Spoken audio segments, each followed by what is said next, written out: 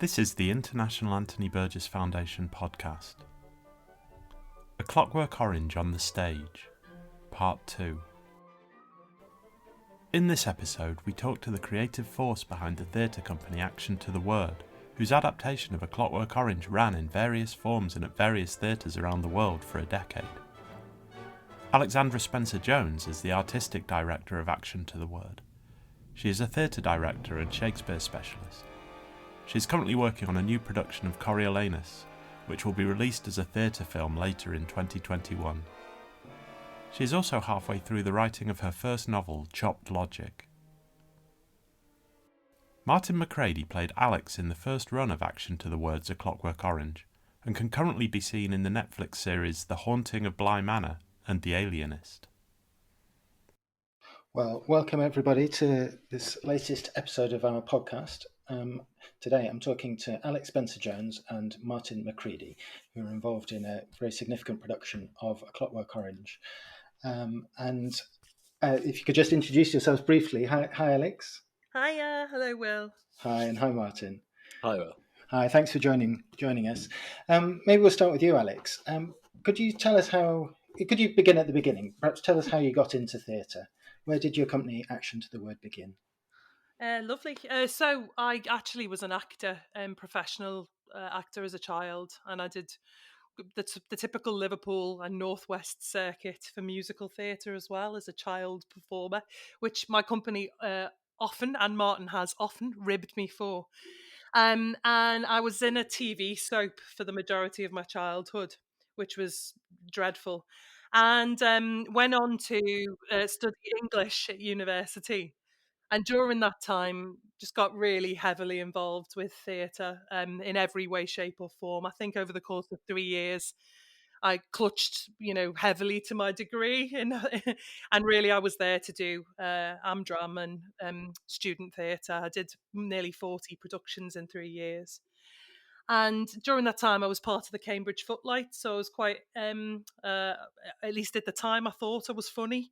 And then I managed to get quite a prestigious directing award at uni called the ETG, which is this opportunity to take loads of actors in a coach around Europe over the holidays with a performance of Shakespeare. And I'm obsessed with Shakespeare, so that was, a really formative moment. I think Trevor Nunn and Derek Jacobi set up that system 50 years ago. And every year, it's sort of like the honoured actors of that year get this opportunity to perform. And I did it twice, which was amazing. And everything since has sort of paled in comparison, frankly. And so then I, quite believed myself the pick of the crop. I'd always been the sort of poor kid at the feast at Cambridge, and emerged feeling like that didn't matter and that I was going to take over the National Theatre and everything was fine. And I managed to get a good couple of unpaid assistant director jobs, but pretty much it was a tragedy waiting to happen. And it only took about 2 months before I said to myself, look, I'm going to have to take hand of this and actually start my own collective. I'd always been obsessed in my study of theatre with the director and theatre maker Peter Brook, who had famously said that you don't need anything except for an audience and the artist to create theatre. He was nuts, he'd taken a carpet around India with some cool hippie lovers of his, Glenda Jackson being one of them. And they'd ended up going place to place, rolling out this carpet and doing their thing. And I thought, that's what I want to do, essentially, but with Shakespeare peppered on top. And so flash forward to this time 12 years ago, and I was living in what I affectionately termed the squat. It wasn't actually a squat. It was a sort of, one of these guardianships that you see about the place. And it actually became this sort of live work space that I was able to make fringe theatre in at the same time as my job in production of commercial theatre. I worked for a comedy agent called Avalon, and then a couple of other theatre touring companies. And so, if you like, my day job was producing and touring theatre. And the thing that would be around that was these passion projects that came from my heart. And then the first major foray into that scene was in 2009. And that's why it's amazing that Martin and I are here to talk about that today, because that's where Clockwork came from. Even though that wasn't Clockwork, that wasn't the inaugural show, that's where it came from. Yeah, and so if you like, now I'm a freelancer, theatre director, writer, Shakespearean academic on the side. And I created Action to the Word Theatre Company then and there, which has been running ever since. Action to the Word being the advice that Hamlet gives to his players, because even though he's the Prince of Denmark and has no right talking to a director to say what like they should do, he tells these actors that rock up into his play, hey, you should suit the action to the word to the action, because he literally knows everything. And so me, as a complacent 20-something, thought the same, and so stole his name. So, but well, you mentioned Shakespeare a few times, and obviously that's where that's the genesis of the name. But where does Clockwork Orange come in? Right. So there's a few answers to that, really. And so we were creating this piece of site-specific, quite exciting rock and roll Shakespeare. We were doing Romeo and Juliet for a now completely, and through no coincidence of what I'm about to tell you, eradicated theatre. They, we created this thing called the Abbey Fest, which was on the Merton Abbey Mills site, which, if you don't know it, Will, is a very cool place to visit. You know, there's a pub, a cafe, a Victorian bandstand, this cute little river Wandle that goes through it, and the oldest, I think, mill, Martin, the oldest mill house in all of London. Yeah, I think it's a few centuries old or something. Yeah, and I was given this site for free, basically, and told, "Can you make some theatre on it?" And we were all so young and so mad that we made this wonderful piece of Shakespeare that took you with the action across the site. This place is really unique because it's actually under a car park, and an underpass got a crypt, like a real crypt. And so it was this most amazing piece of site-specific theatre that we put together in the summer of 2009, in which Martin was cast as Romeo. Well, why don't you tell us a bit about that, Martin? Was this was this towards the beginning of your acting career? Yeah, absolutely. It's I sort of moved down to London the January prior, and because I hadn't gone to I'd studied drama at university, but as an academic sort of endeavor, I didn't really go to drama school, as it were, and so I thought, well, I'll go down to London and try and get onto the fringe circuit, and yeah, there was a website called Casting Call Pro at the time that I think's still in operation, but yeah, I put a little profile on there, and yeah, this production I think was posted on there about March, so I moved down there January, and this was the third thing I applied for and auditioned for, and I managed to bag Romeo, which was a great surprise to me because I knew that Action to the Word had great success the year prior with a production of Titus Andronicus up at the Edinburgh Fringe, and it had been a 5-star show up there.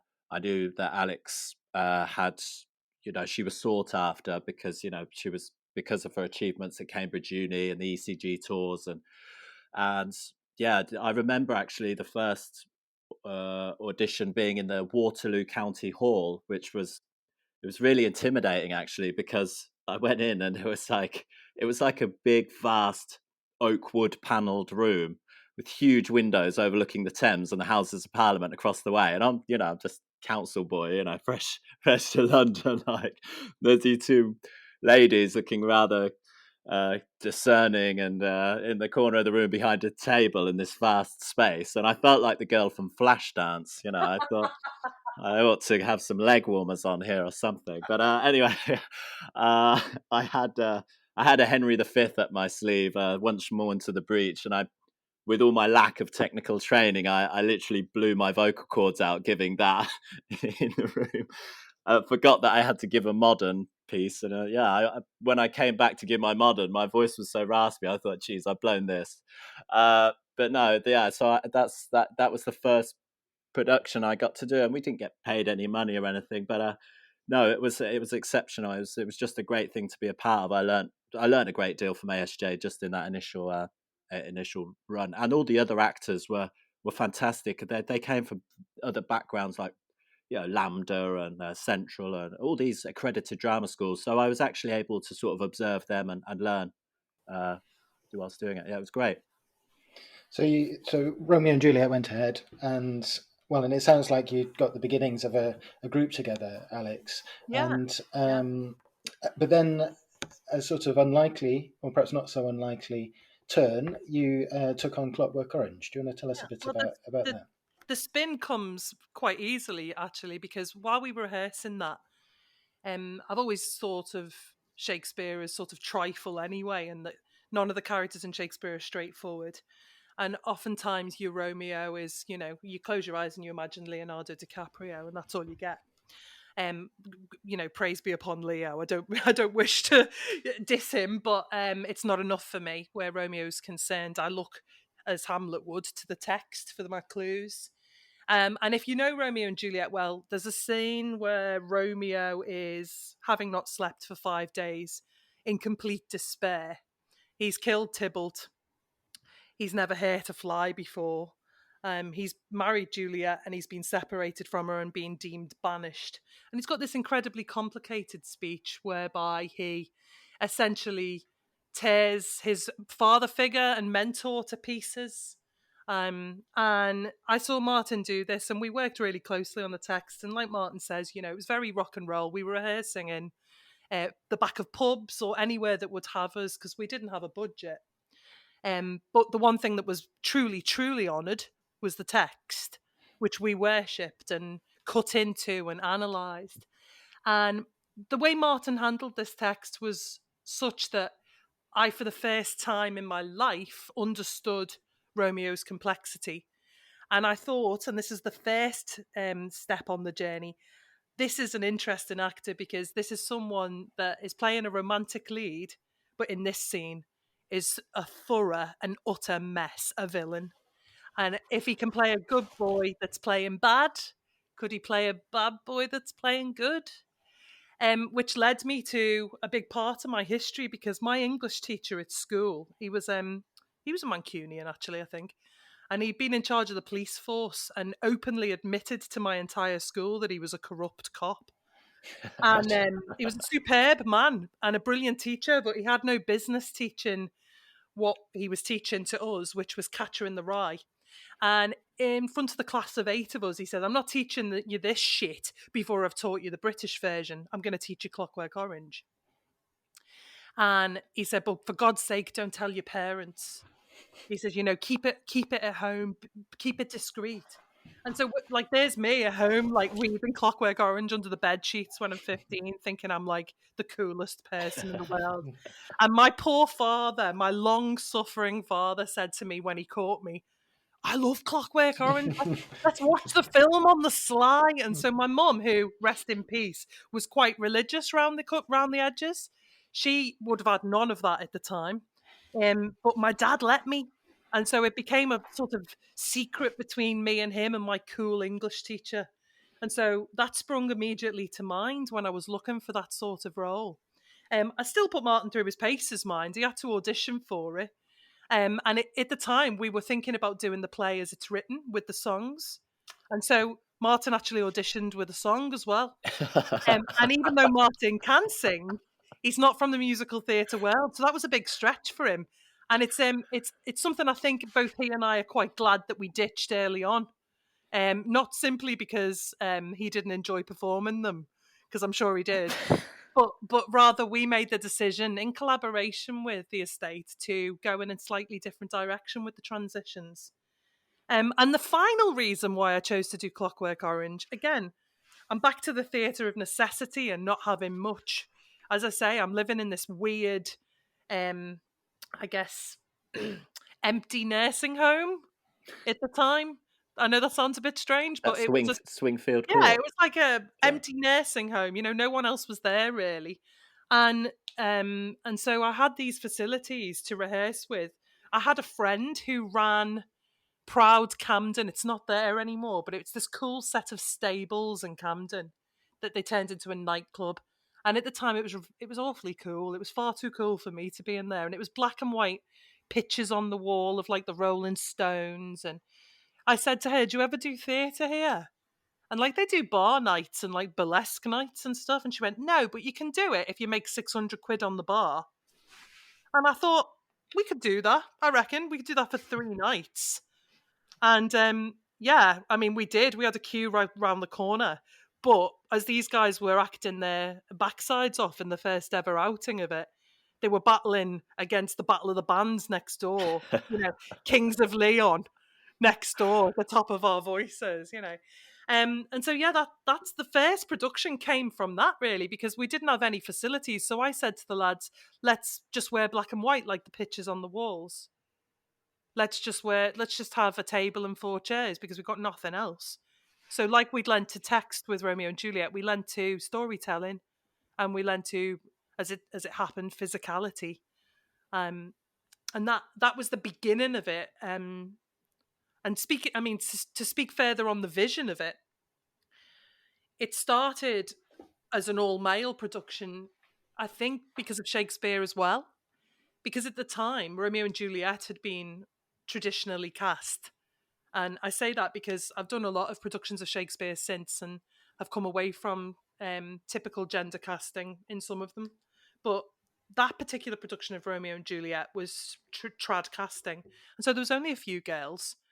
And so I'd been very used to working with gentlemen at the time.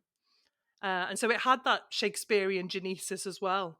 And also, I know the novella very well, and I found the women of the novella to be a little faceless. And I wanted to investigate how, if you like, how faceless they could be at the time. Yes, and yes, a lot of the characters in the novel are perhaps ciphers, aren't they? They're not kind of fully fleshed out, apart from maybe Alex. And Martin, I wondered if you could just talk a little bit about the character of Alex. ASJ's just talked about your audition, but what were you thinking about when you first came to the role? Well, the very first thing is, of course, the film, just because of how, my earliest memories of A Clockwork Orange were seeing the cover of the film on like a VHS laying around the house, and it always captured my imagination because I just thought, just by the images standards, what the hell is this? This guy's leaning out of a black triangle with a dagger in his hands, and it's just strange. And as I grew older, I came to realize that it had been a film that had been banned. There was all this notoriety regarding the piece itself. I actually had no idea that, it had started life as a book or as a novella. And it was actually when ASJ proposed it that I took up the book, and I started researching it.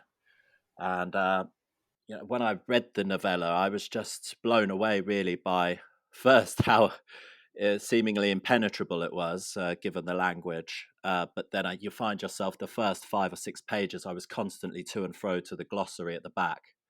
But then once you unlock that sort of NADSAT, you're able to embark on the story properly.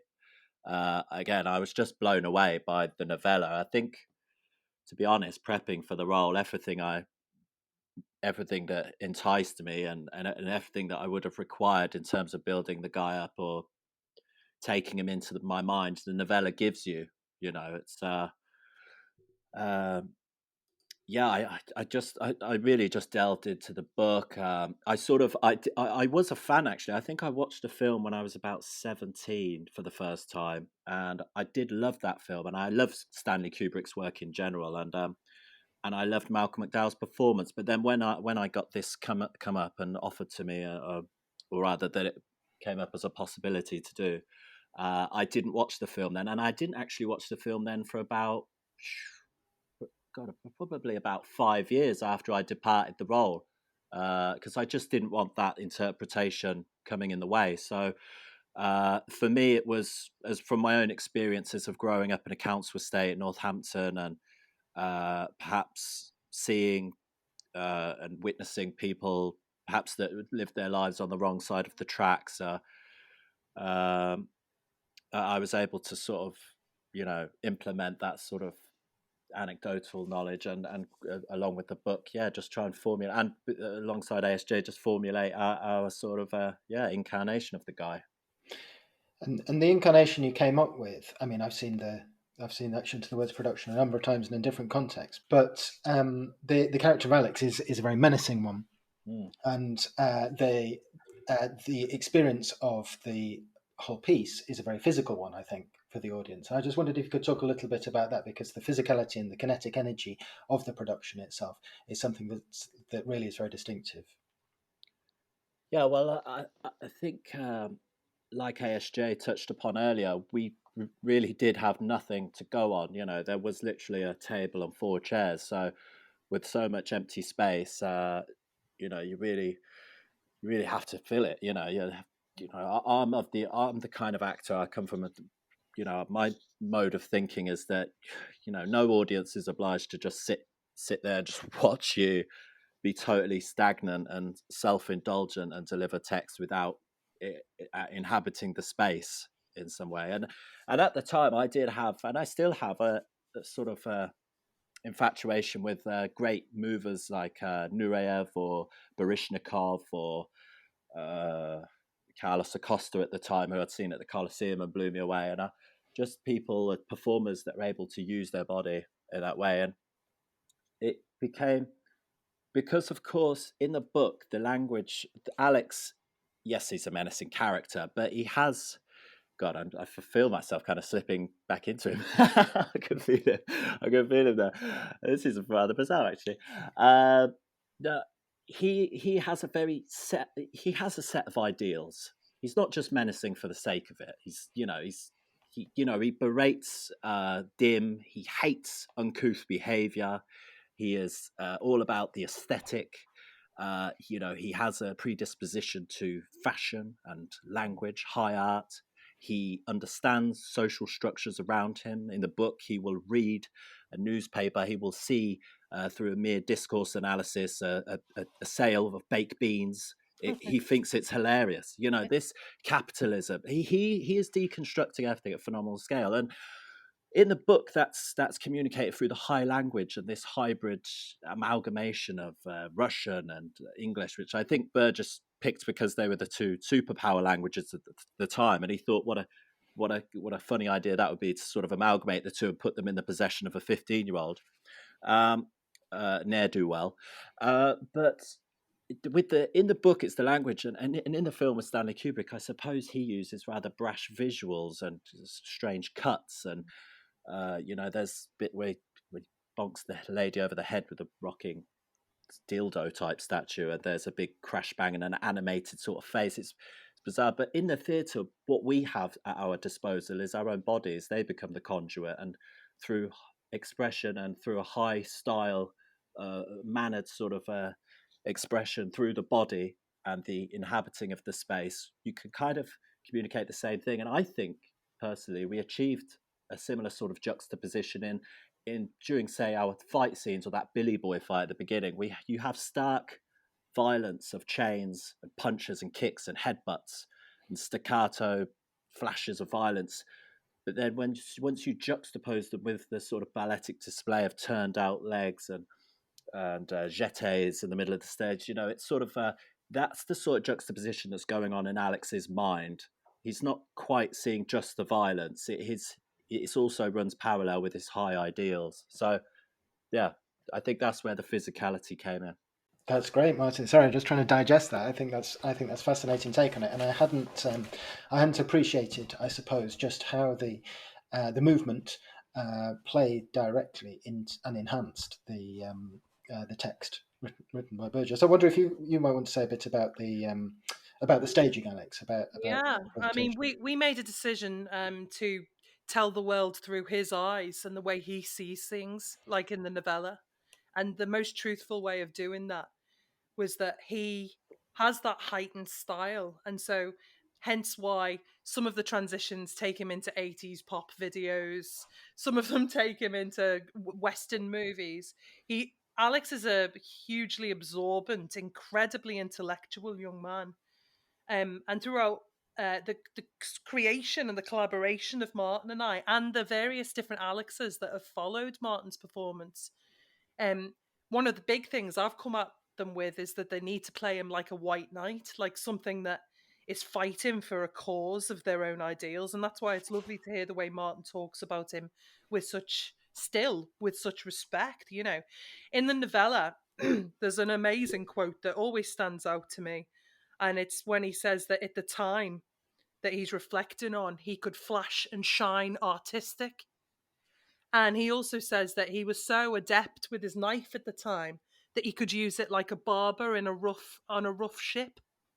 And I always thought about that when we were making things from his perspective. And I love Burgess's novellas for this, because One Hand Clapping does the same. It has this sort of understanding of the world through their eyes.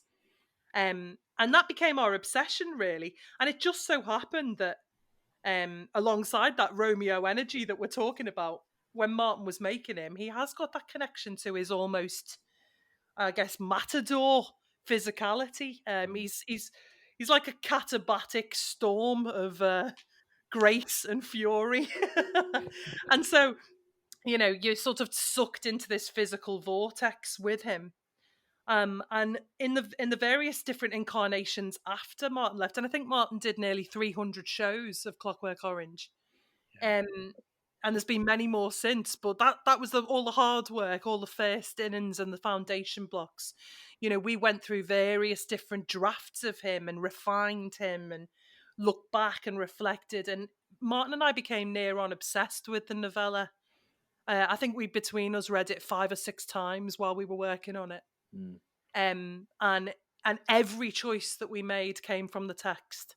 Yeah. At all times, and we both respect and love the film, but everything became about us conveying that Alex wanted a better world, and at no point indulged in his own villainy. And so, what's interesting is, since the production's become known for its physique and its physicality, but the truth of the matter is, Will, that the first outing, the lads that played it, none of them had that in mind or that casting with them. Their fitness came from the fact that that it was essentially like 90 minutes of circuit training. It was so challenging a piece to perform, and it made them all fit. And as time goes on in the production, and the show ran on and off for nearly a decade, that original genesis got slightly bastardized, and it became about the way things were pretty, and that was never where it was born.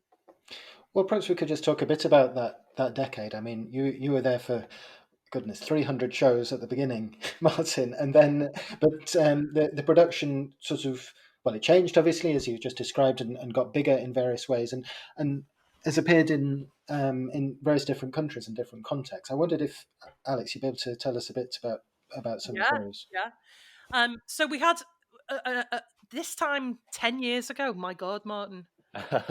This time 10 years ago, we went to Edinburgh off our own back, and we had a season of 3 shows, and we worked like absolute Trojans to get the company reputation out there and solidify the success of Clockwork. And it was picked up by professional producers. Those producers at the time were Glynis Henderson Productions, who stayed with it till the end. And they sort of gave it a budget and a professional house. We ended up the year later in another Edinburgh Festival context, peddling our wares to the general, but with a couple of production values now, like our chairs all matched, for example.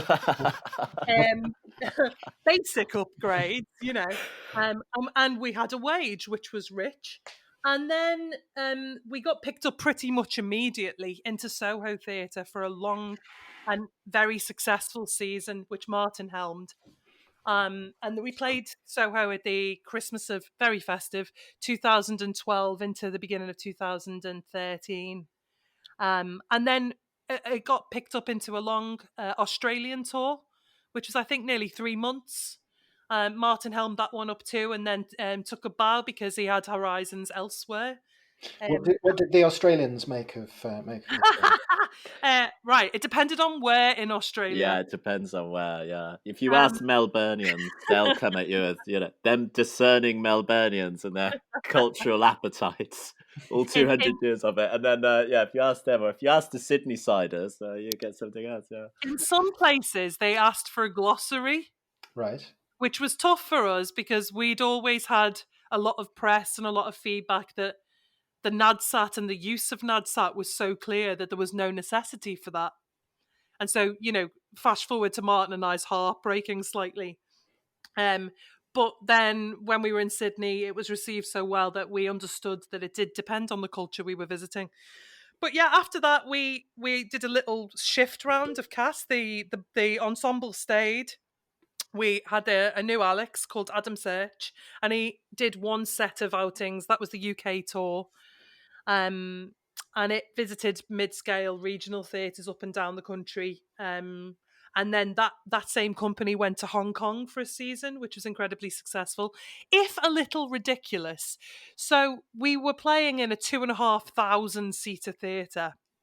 Now, bear in mind, Starlight Express had just got out with 6 wagons. The company of 14 stage managers said to my production manager, "Where's your set?" And he pointed to the table and chairs and went, that's it there. But we managed to do really well there as well. It was a little overwhelming for the lads who'd played it in a 250 seater theatre in Soho. But we got on with it and it was really successful. And then after that, we did a Norwegian tour, another cast turnaround, a bit more drastic a cast turnaround this time. A new Alex, a younger Alex, if you like, who would helm it until we closed it. And he then led a brief stint in Singapore, which was cool, very good. Singapore, it was interesting because we were warned that it was going to be illegal. But because homosexuality is still so controversial over there, and even though the production isn't homosexual as such, it's men emulating romantic gestures with each other and physical contact with each other, and so sometimes it's confused as homoerotica, And we had none of that. In fact, I was asked to speak in some sort of arenas about that particular issue, and a major moment for me was when someone very young came up to me and said, "Thank you, because there's never any theatre that allows me to believe that we're free enough to think like this," which was Right, so it gathered a sort of big political unreal, right. Fantastic. And then the closing chapter of it so far was that we did a London season of 6 weeks at the Park Theatre. And that was sellout and really well received and really cool because it was the first time we'd ever done it fully in the round. By in the round, I mean everyone was sat round the stage rather than on 3 sides or end on, And then American producers saw it. And Martin and I had been in talks like a million years before about taking it to Broadway or taking it off Broadway, which is what we wanted to do, to somewhere cool like a warehouse in Brooklyn or... I think we got close to, I think BAM, was it? The Yeah, Brooklyn somewhere Academy cool. of Music. Yeah, that was... We were going to do something cool with it over there. Yeah. But our producers liaised with amazing producers called Martian Entertainment, who I'm still very close to creatively. And they housed it in a very, very large theatre, which was, it was off Broadway, but it was on Broadway. It was over 500 seats, and it was quite the jump for the length of run. And I was given a really difficult dilemma because I wasn't allowed my UK cast because of visa law. I was allowed to take on an exchange with the Donmar, Jono Davis, who was playing Alex at the time. But even he had to go over there on the premise that should it start, selling extremely well, that he'd have to leave the production and be replaced by an American artist as well. So that was quite devastating, really. Not because I didn't want to collaborate with people, but the heart of it is it's British humour. It's very much of the Northwest, I think. And so we had an American cast, and suddenly our tiny little warehouse show that was supposed to be on top of the audience, with the audience, was so removed. But it was an amazing end to the story, really, because it divided the press entirely. And some people in the press said it was the most unique and bizarre and wonderful thing they'd seen. And some were like, "Who are these British clowns dancing around thinking they're doing West Side Story?" And I take West Side Story from that equation and leave the rest, I'm sure you can imagine. And I've been approached to do it since, but actually with an all-female cast. I see. And would that make sense to you? Perchance. I think Clockwork has, for me, had its time with our company. I would be interested in doing it, I think, in the new world, i.e. post-COVID, to see what change our sort of government clusterfuck has made to the understanding of the piece. But actually, the decision to do it all female could perhaps be a gimmick, and I don't think that's right. Right, I see. And I think it's very interesting what you're saying about how it divided audiences off Broadway. I mean, Yes. that's what happened to all of Burgess's own explorations in the theatre, and it's also what happened to his novel. Actually, that completely divided audiences too, and it seems pretty clear that Clockwork Orange is going to carry on doing that in all sorts of ways. I wanted to finish just by asking, well, what does Clockwork Orange mean for you now, and does it still have an importance for your current practice and what you're going to do next? Oh, absolutely. I mean, it's been the exact start of my entire career. My reputation as a director sits on top of it. My humour, I think, is interwoven with it. It's played a big part in my understanding of how to present but both my dark humour and my sort of slapstick on stage. I think people associate our company with that name straight away. It's also created the most amazing adventures for me all over the world, amazing creative partnerships with people that I hold so dear. And certainly the foundation of it is everything to me, really. And how about you, Martin? It sounds like, well, Romeo, but also Alex were very important roles for you right at the beginning. Oh, absolutely. I mean, I concur with everything that ASJ just said. Just the experiences of the places it went to and took us to, and the lads that I got the pleasure of working alongside, and the various theatre crews and stuff that I got to meet and work with. And it feels as well like, because that again, like ASJ said, that is really what my career. That was the real starting point, especially when we got that West End transfer, and I picked up an agent and stuff. And I had agents vying to sign me up, and it feels like I earned my stripes by coming through that way. No one, we do know nepotism exists in all industries. It's particularly rife in our industry and in this country. I think. As we know, not long ago, there was a factoid that such a high percentage of BAFTA nominees were privately educated or had attended public schools. And, and I don't begrudge these people the start that they get in life, but when it is such a high percentage, I think it was about 68%, but only 6% of the populace attend a private school, we do have to think where that disparity is leading us and what it means for the artistic vision as a whole. But, no one came and handed me on a silver platter. We worked, as ASJ said, rehearsing something in a squat with no money, courting, producers here, but booking agents there, and just delivering, solid performance after solid performance until it becomes this internationally recognized thing, and became, a success in both tabloids and the broadsheets and the audience as a whole and the burgeoning social media scene. So, no, it means the world to me. I'm very proud. It fills my heart with warmth, and I have a lot to owe the Clockwork Orange and Anthony Burgess and ASJ, and a lot of love for it. Well, that's a really positive note, I think, on which to end. Thank you, Martin and Alex, for joining in with us today. Thanks. Thank you. Thank you.